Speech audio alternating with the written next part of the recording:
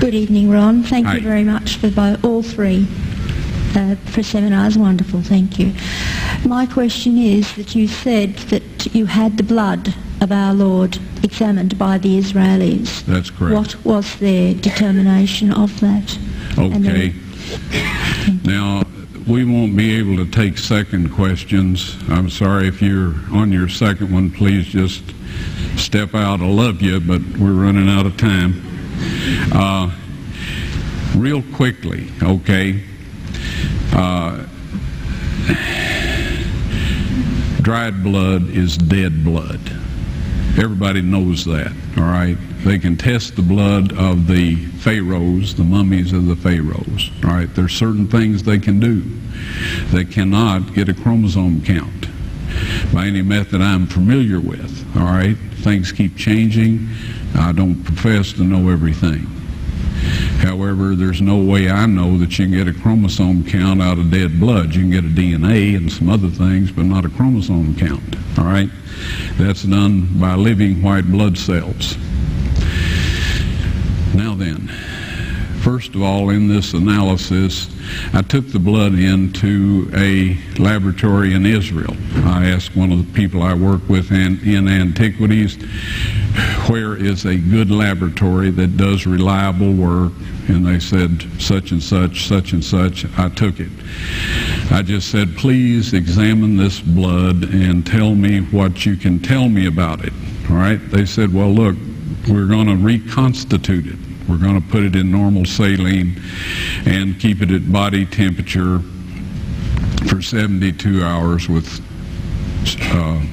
gentle swirling. All right, that's their business. That's great. I said, now I want to be there when you check it out. They said, fine. So I was back. They checked it out. I said, now, they said it's human blood. We can tell that. They did whatever tests they need to do.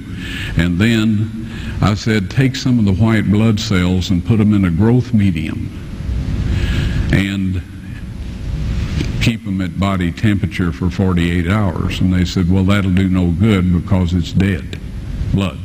I said, would you please do that for me? And they said, okay, we'll do it. So anyway, I said, I want to be there when you take it out and examine it.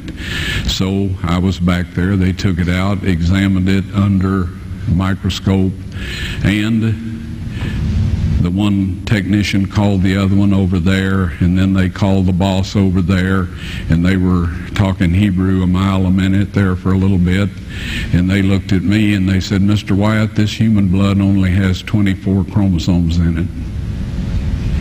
Everybody else has 46. You see, 23 from your mother, 23 from your father, 22 autosomes from your mother, 22 autosomes from your father. You get an X from your mother, you may get an X or a Y from your father, all right?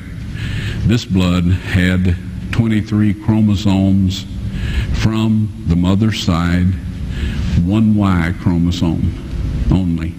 You see, a child could not have developed if they hadn't had the autosomes from the mother. So all of his physical characteristics were determined by his mother's side of the family, her autosomes. His maleness was determined by this one Y that came from a source, not a human male. Then they said, this blood is alive. And then they said, whose blood is this?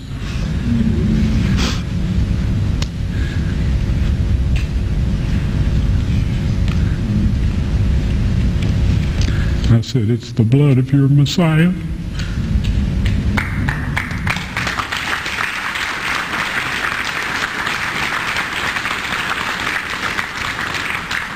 And I assure you, those men's lives have changed. You're welcome.